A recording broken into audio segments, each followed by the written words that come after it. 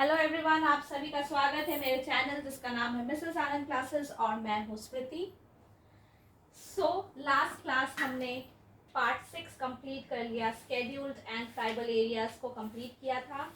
मैंने उस पर शॉर्ट वीडियो भी डाला है और बहुत जल्द मैं उस पर लॉन्ग वीडियो भी डाल दूंगी। ठीक है, आज की क्लास में हम लोग क्या करेंगे, कॉन्स्टिट्यूशनल बॉडीज चैप्टर नंबर 43, ठीक है, that is Election Commission of India.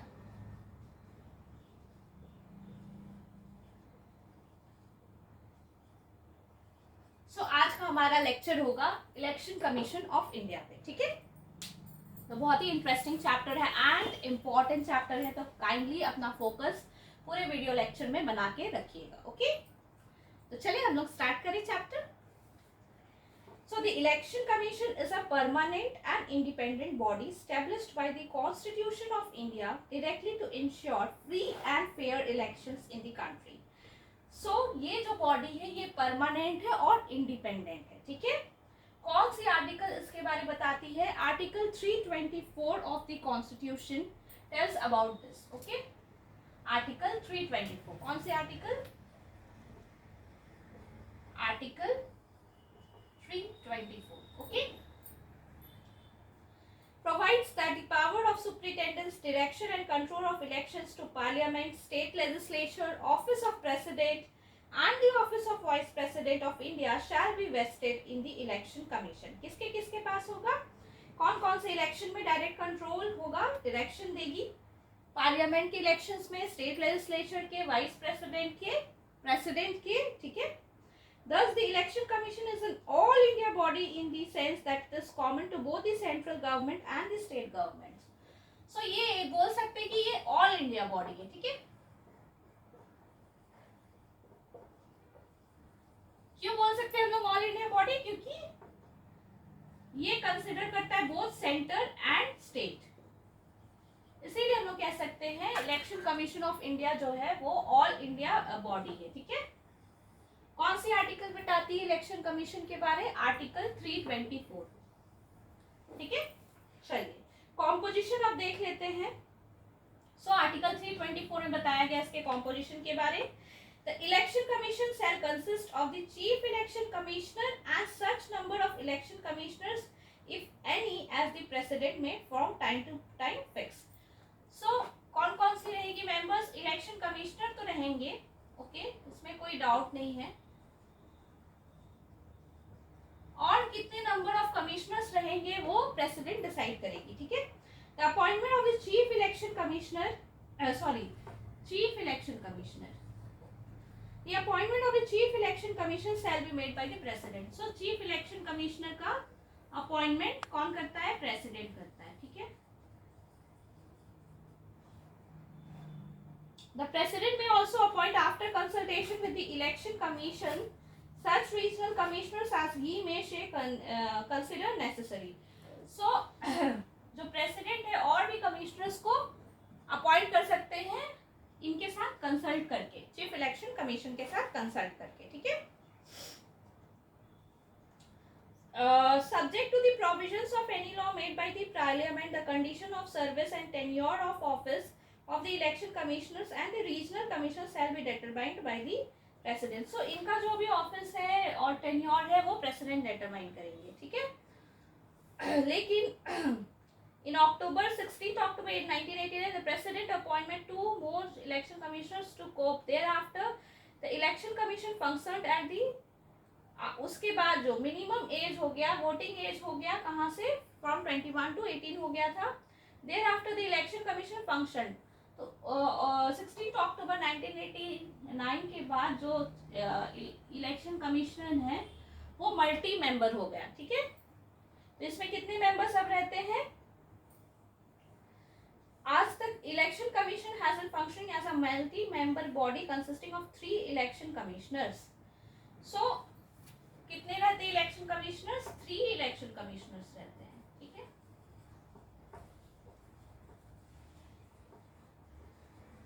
इसका डिटेलिंग देख लेते हैं। The election commission, conditions of service of election commissioners and transaction of business act 1991 के तहत ये पता चलेगा, ठीक है।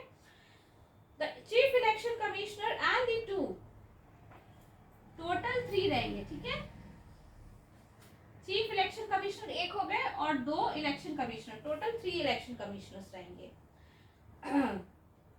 तो क्या है, the chief election commissioner and the 2 other election commissioners shall have equal powers and receive equal salary and allowance. ठीक है, ये तीनों का पावर भी इक्वल है और सैलरी अलाउंस इक्वल है, किसके, according to the act of 1991। ये याद रखना है, एक्ट ऑफ 1991 के एक्ट के अकॉर्डिंग ये दिया हुआ है, ठीक है। सुप्रीम कोर्ट के जज के जैसा ही सैलरी अलाउंसेस होगा। In case of difference of opinion is decided by the commission by majority, ठीक है। तो कोई भी अगर मान लीजिए सबकी पॉइंट ऑफ व्यू तो सेम नहीं होती हमेशा, तो अगर किसी की पॉइंट ऑफ व्यू डिफरेंट है तो क्या किया जाएगा, जो मेजॉरिटी की पॉइंट ऑफ व्यू है उसको लिया जाएगा, ठीक है। They hold office for a term of 6 years or until they attain the age of 65 years, ठीक है। तो ये कब तक कर सकते हैं एज अ इलेक्शन कमिश्नर, कब तक रह सकते हैं, इनकी टर्म ऑफ ऑफिस क्या है, 65 इयर्स, ओके। 65 इयर्स के लिए कर सकते हैं या फिर 6 इयर्स, मैक्सिमम 6 इयर्स का जॉब कर सकते हैं, या फिर जब तक इनकी एज 65 इयर्स नहीं होती है तब तक ये कर सकते हैं, ओके। तो ये इनकी टेन्योर है। Independence, article 324 of the constitution has made the following provisions to safeguard and ensure the independence of the election commission. The chief election commissioner is provided with the security of tenure. तो chief election commissioner है, उनका tenure secured है, कैसे वो हम लोग देखते हैं। He she cannot be removed from his office except in same manner। वो अपने ऑफिस से रिमूव नहीं किए जा सकते हैं, एक्सेप्ट किस मैनर में रिमूव कर जा सकते हैं, जिस तरह से on the grounds as a जज of the supreme court. In other words, he she can be removed by the president on the basis of a resolution passed to that effect by both the houses of parliament with special majority, either on the ground or of proved misbehavior or incapacity. He she does not hold his office until the pleasure of the president। So ये अपना office until the pleasure of the president के नहीं hold करते। ये कैसे hold करते हैं, इनका रिमूवल सेम वे में होगा एज जज ऑफ द सुप्रीम कोर्ट, ठीक है। तो कैसे होता है, अभी हमने रेड किया on the grounds of proved misbehaviour, उसके लिए क्या स्पेशल मेजोरिटी पास होना चाहिए बाय बोथ, रेजोल्यूशन पास होना चाहिए by a special majority by both the houses of parliament, ठीक है। The service conditions of the chief election commissioner cannot be valid to his disadvantage. Any other election commissioner और a regional commissioner cannot be removed from office except on the recommendation of the chief election commissioner। This means that the protection available is not available to other। जो protection chief election commissioner के लिए है वो बाकी 2 election commissioners के लिए नहीं है। वो रिमूव हो सकते हैं अगर चीफ इलेक्शन कमिश्नर ने रिकमेंड कर दिया that he is not able to do justice to his job, या फिर प्रूव से कुछ भी रीजन के कारण रिकमेंड किया कि इनको रिमूव कर दिया जाए, तो ये रिमूव हो जाएंगे, ओके। यहाँ तक क्लियर है। Though the constitution has sought to safeguard and ensure the independence, some flaws, क्या flaws है वो भी देख लेते हैं। The constitution has not prescribed the qualifications। So इनकी कोई भी qualifications को नहीं prescribe किया है constitution में। The constitution has not specified the term of the members of the election commission। So term of the members of the election commission का भी नहीं specify किया हुआ है, ठीक है। The constitution has not debarred the retiring election commission from any further appointment। So क्या हुआ कि इनका जो भी फर्दर अपॉइंटमेंट के लिए भी कोई भी नहीं रूल है, ठीक है। वो ऐसे नहीं है कि वो किसी और गवर्नमेंट जॉब में अपॉइंट नहीं हो सकते आफ्टर रिटायरिंग।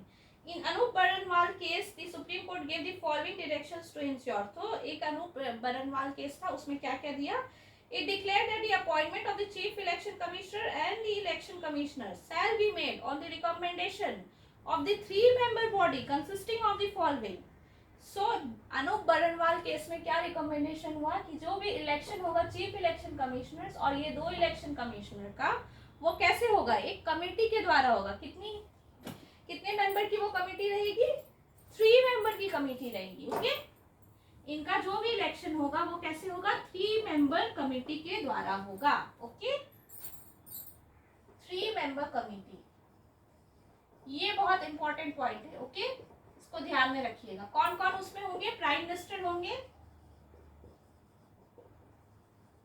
कौन से केस में ये पता चला, अनूप बरनवाल केस में पता चला। ठीक है, leader of the opposition in Lok Sabha, in case leader of the opposition नहीं है, then the leader of the largest opposition party in term of the numerical strength. एक सेकेंड, कुछ टेक्निकल प्रॉब्लम हो गया है, मैं थोड़ा देखती हूँ।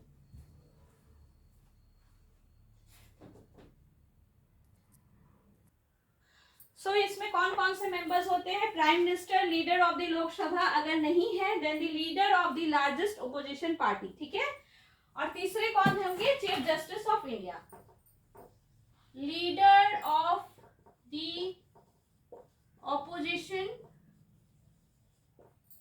ऑफ लोकसभा। अगर ये नहीं है तो leader of the largest party, नहीं तो chief justice of India, chief justice of India.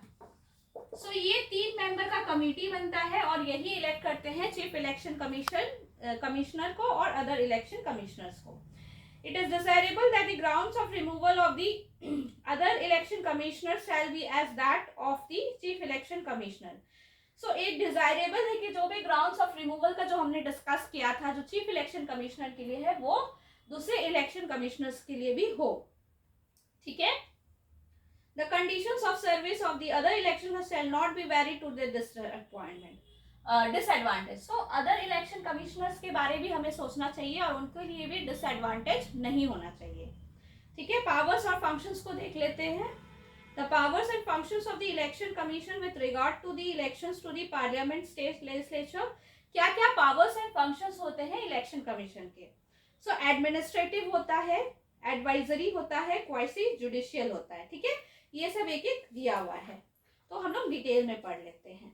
तो डिटरमाइन द टेरिटोरियल एरियाज, कहाँ पे इलेक्शन होगा, territorial areas of the electoral constitutions का टेरिटोरियल कितने एरिया का टेरिटरी होना चाहिए थ्रू आउट द कंट्री, किस बेसिस पे, delimitation commission act of parliament के बेसिस पे। ठीक है, to prepare and periodically revise electoral rules, जो भी इलेक्शन हम लोग देते हैं, वोट देते हैं, तो उसके लिए बहुत सारी प्रिपरेशन चाहिए होती है। तो ये सारा रोल होता है इलेक्शन कमीशन ऑफ इंडिया के लिए। ठीक है, उनको इलेक्टोरल रोल्स को भी क्या करना पड़ता है, रिवाइज करना पड़ता है, पीरियडिकली प्रिपेयर करना, क्योंकि बहुत सारे वोटर लिस्ट चेंज होते हैं, वो इलेक्टोरल रोल्स में ऐड होते हैं, डिलीट होते हैं, मॉडिफाई होते हैं। ठीक है, तो notify the dates and schedules, जो भी डेट स्केड्यूल्स कौन प्रोवाइड करता है इलेक्शंस के लिए, the election commission of India. Okay, तो ग्राउंड रिकॉग्निशन टू ग्रांट करना तो political parties, to act as a court for settling disputes. ठीक है, for granting of recognition,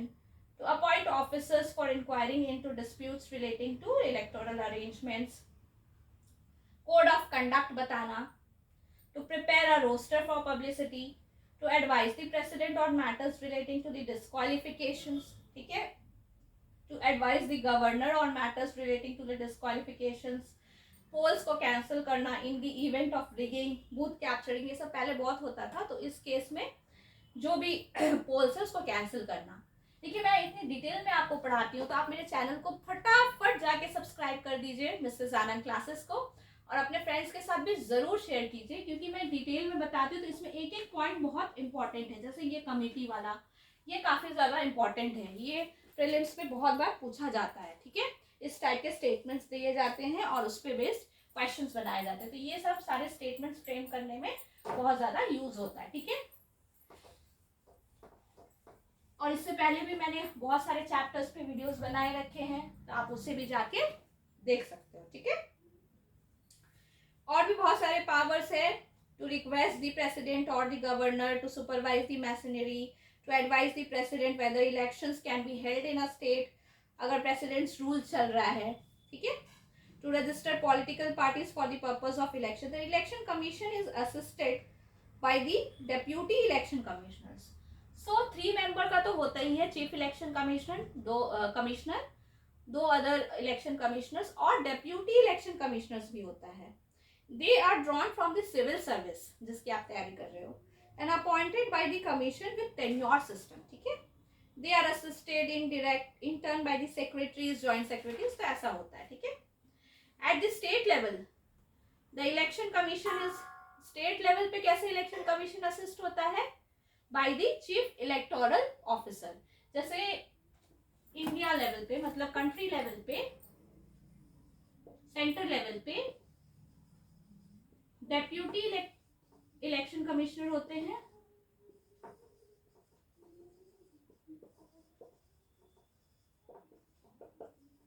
वैसे ही स्टेट लेवल पे कौन से होते हैं? Chief electoral officers.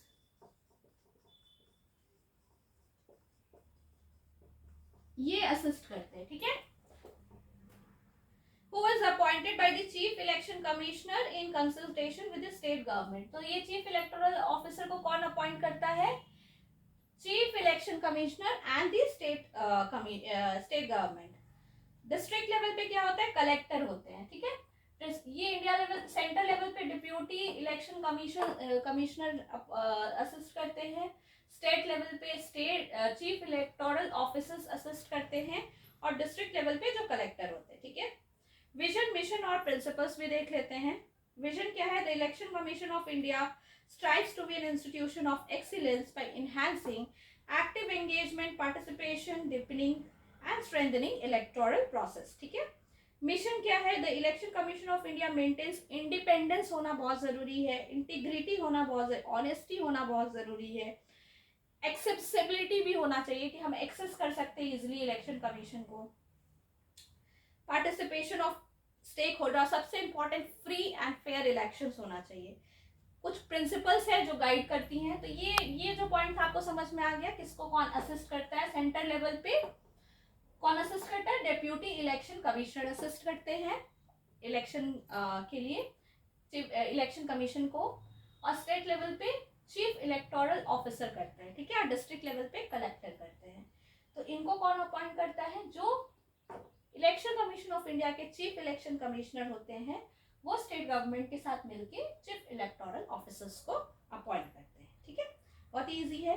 और डिस्ट्रिक्ट लेवल पे मैंने बताया कलेक्टर होते हैं. ठीक है. Acts at the district returning officer. चलिए अब लास्ट में हम लोग ये चैप्टर कंप्लीट होने से पहले गाइडिंग प्रिंसिपल्स भी देख लेते हैं. तो अपहोल्ड द वैल्यूज, कौन कौन से values? Equality, unity, partiality, independence, ये सारे. To conduct elections with highest standard of credibility. Credibility की बात बहुत ज़्यादा होती है कि हम जो वोट्स दे रहे हैं या फिर जो भी इलेक्शंस कंडक्ट कर रहे हैं वो फेयर हो. ठीक है.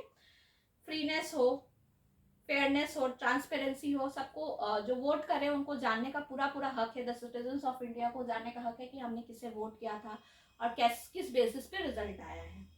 To ensure participation of all the election eligible citizens, जितने भी एलिजिबल सिटीजन का पार्टिसिपेशन भी इंश्योर करना चाहिए. To engage with the political parties and all stakeholders. ठीक है. To promote awareness about the electoral process के बारे में अवेयरनेस होना चाहिए. And electoral governance among stakeholders, namely voters, political parties, people at large. To develop the human resource for effective and professional delivery. Human resource means कितने human चाहिए इस process को करने के लिए, वो भी अच्छे से होना चाहिए. क्वालिटी इंफ्रास्ट्रक्चर होना चाहिए जहाँ पे जाके आदमी वोट कर सकते हैं, सिटीजन्स वोट कर सकते हैं. तो इंफ्रास्ट्रक्चर भी बहुत अच्छा होना चाहिए. टेक्नोलॉजी को अडॉप्ट कर सकते हैं ताकि और इजी हो जाए और टाइम टेकिंग ना हो. ओके. रिस्क भी कम हो. तो strive for adoption of innovation practices कुछ कर सकते हैं. To contribute towards the reinforcement and democratic values. So ये कुछ गाइडिंग प्रिंसिपल्स हैं जो इस चैप्टर में थे. इसी के साथ ये चैप्टर छोटा सा था but very very important chapter. इससे बहुत सारे प्रीलिम्स में क्वेश्चन आते हैं. सो ये आर्टिकल है 324 जो इलेक्शन कमीशन ऑफ इंडिया को रिप्रेजेंट करता है. सो इस आर्टिकल ऑफ द कॉन्स्टिट्यूशन में सारे डिटेल से इलेक्शन कमीशन से रिलेटेड. सो अगर आपको मेरा वीडियोस अच्छा लग रहा हो, इंफॉर्मेटिव लग रहा हो, आपका नॉलेज, आपका टाइम सेव होता है, आपको समझ में आ रहे हैं पॉइंट्स, तो काइंडली आप कमेंट बॉक्स पे कमेंट कीजिए और बताइए कि आपको मेरे वीडियोस अच्छे लग रहे हैं, क्योंकि मुझे कमेंट नहीं मिलते तो मैं कैसे मोटिवेट होंगी आपको और अच्छे अच्छे वीडियोस बनाने के लिए, देने के लिए इंफॉर्मेशन। सो इसके बाद हम लोग इस पे MCQs भी सॉल्व करेंगे, ठीक है, जैसे हम लोग हर चैप्टर में करते हैं।